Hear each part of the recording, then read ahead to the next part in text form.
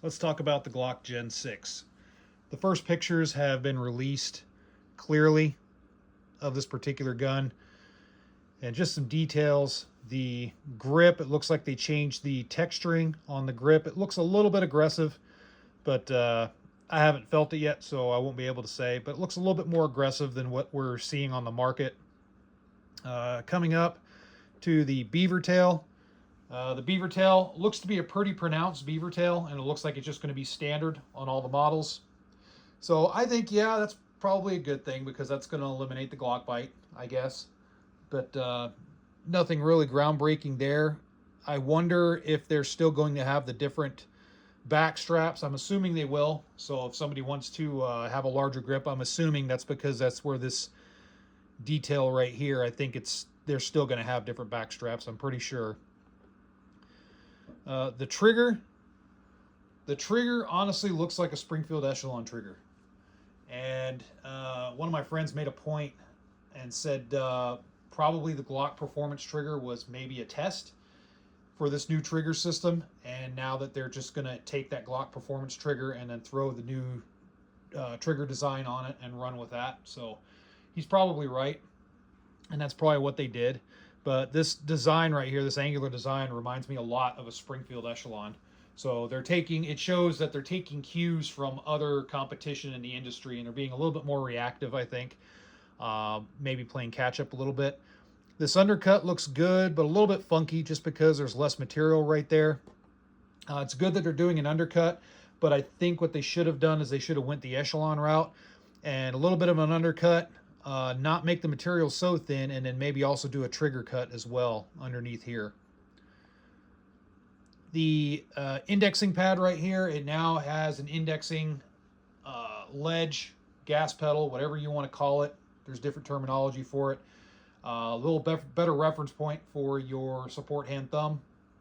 So it's a good change. Again, it's reactionary based off of all the other makers out there that are doing the same thing. Still the same dust cover and rail. The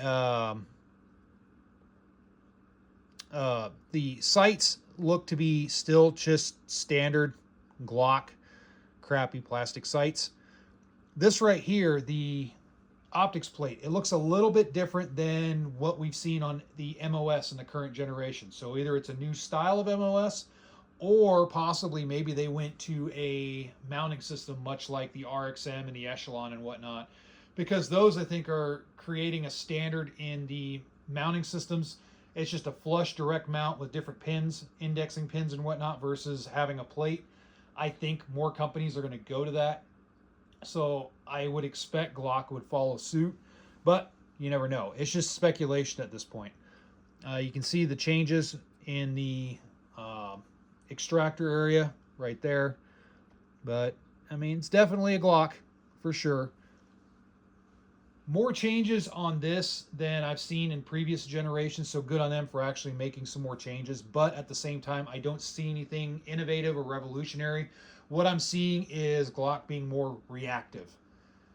They're probably realizing that they're losing a little bit of their market share just bit by bit. So they're saying, you know what, let's give some things out.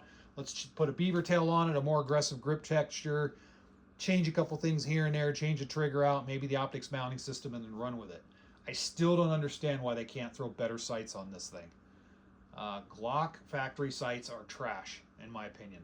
I wish they would just throw some metal sights on there, something better, even if it's just 3-dot sights or whatever. Or, the same kind of profile of sight, if they're really stuck on that profile, but just not plastic. Just throw like some metal sights on there. Give it a little bit of durability. So that's just my opinion on it. I think it's going to be extremely popular. I think people are going to... there's a lot of hype around it, and we can see that on YouTube. It's obvious. Whenever a video is posted from any YouTube creator about this, it gets lots of views. So there's tons of interest in it, and it's going to be popular. All the models are going to sell out. One thing I've noted is the it's branded as the Glock 17, but it looks like what they did is they discontinued the Glock 17 in favor of the Glock 47. And it looks like they're rebranding the Glock 47 back to the 17. So I'm not sure what's going on with Glock, but they mentioned Glock 17. Well, it looks like a 47. So they're probably getting rid of the 47 and just sticking with the 17. I don't know what's going on, but I think this is an attempt for Glock to get out of the mess that they created with the V series, and then with the issues with Aimpoint on the COA collab.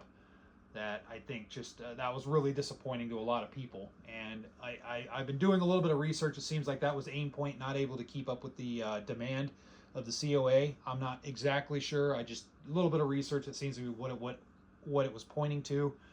But in any case, I think this is a way to make up for it. Maybe I don't think the pistol's bad. I think the updates are good.